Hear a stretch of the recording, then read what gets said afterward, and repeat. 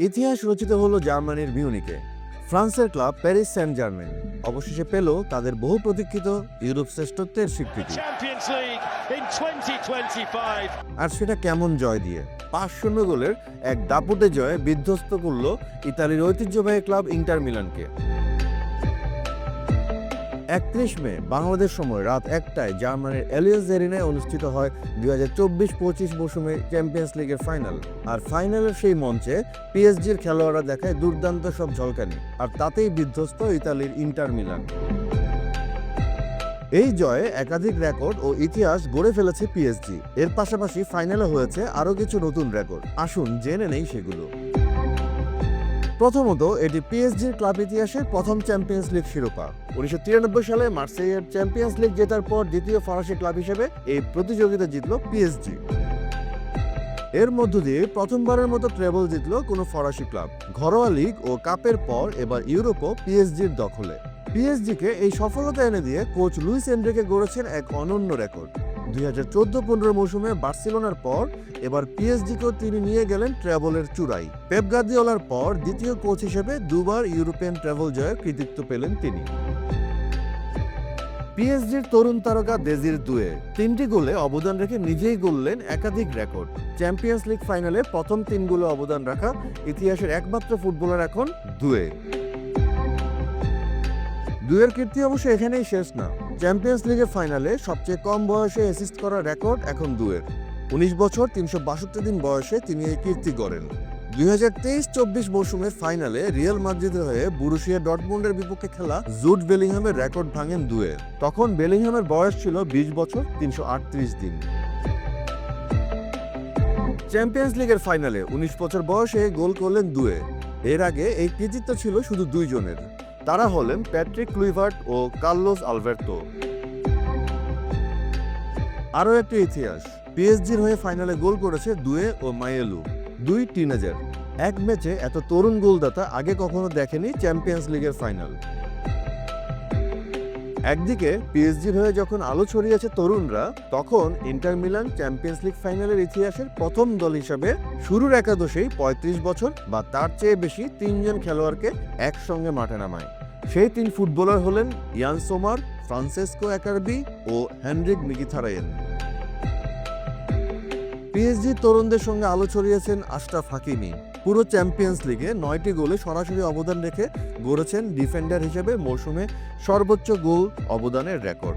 এর আগে ইয়ান হার্ট 2000-2001 মৌসুমে 9টি গোলে অবদান রেখেছিলেন। হাকিমি অবশ্য এই ম্যাচে আরও একটা রেকর্ড গড়েছেন। চ্যাম্পিয়ন্স লিগের ফাইনালে নিজের সাবেক ক্লাবের বিপক্ষে গোল করা প্রথম খেলোয়াড় তিনি। অবশ্য এই গোল করে তিনি উদযাপন করেননি। ইউরোপিয়ান কাপ সহ চ্যাম্পিয়ন্স লিগের ইতিহাসে হাকিমিদের পিএসজি খেলেছে 168টি ম্যাচ। প্রথমবার চ্যাম্পিয়ন্স লিগ জেতার আগে সবচেয়ে বেশি ম্যাচ খেলার রেকর্ড এটি।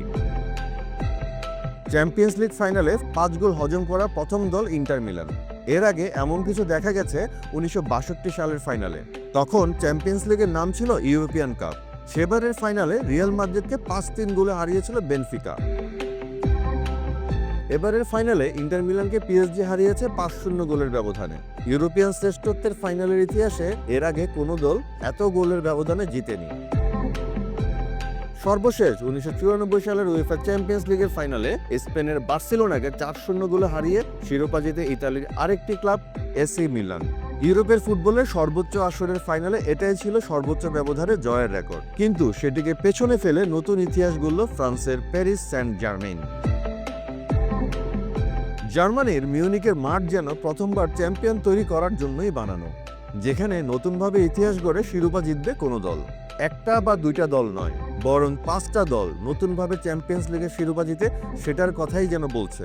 এর আগে এলিয়ান্স এরিনায় প্রথমবারের মতো শিরোপা জিতে আরও 4টি দল।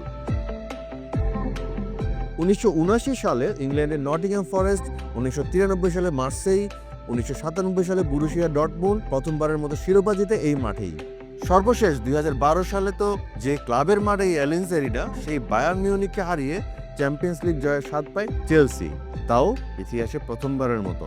আর এবার ইন্টার মিলানকে হারিয়ে সেই শিরোপা প্রথমবারের মতো ঘরে নিল প্যারিস সেন্ট জার্মেন।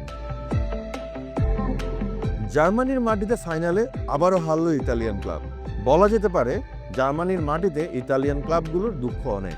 এখন পর্যন্ত কোনো সিরিয়া ক্লাব জার্মানিতে অনুষ্ঠিত ইউরোপিয়ান ফাইনালে জয় পায়নি। এর আগে চ্যাম্পিয়ন্স লিগে 3টি ও ইউরোপা লিগে একটি হারের রেকর্ড ছিল ইতালিয়ান ক্লাবগুলোর। এরই ধারাবাহিকতায় 31 মে ইন্টার মিলান চ্যাম্পিয়ন্স লিগে আরেকটি ফাইনাল ম্যাচ হারল জার্মানিরই মাটিতে। ইন্টার মিলানের দুর্ভাগ্য অবশ্য এখানেই শেষ হচ্ছে না। ইউরোপের ক্লাব ফুটবলের সর্বোচ্চ আসরে আরেকটা বিব্রতকর পরিসংখ্যানে জড়িয়ে গেছে দলটির নাম।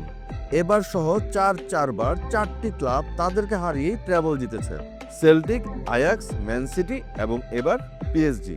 অর্থাৎ 4টা মৌসুমে তাদেরকে হারিয়ে 4টি দল নিজেদের ট্রেবল কমপ্লিট করে।